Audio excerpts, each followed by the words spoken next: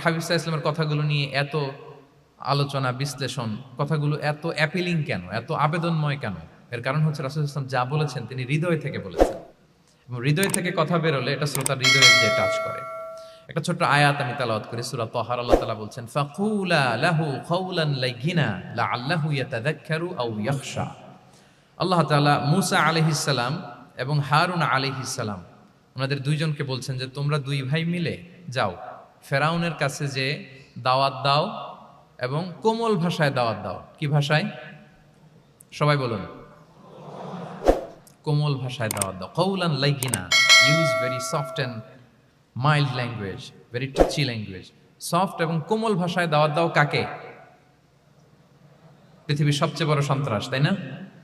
হ্যাঁ, দুর্ধর্ষ সন্ত্রাস, খোদাদ্রোহী, তারপর সীমালঙ্ঘনকারী। আপনি যত নেগেটিভ যা বলবেন সব যাবে ওর সাথে।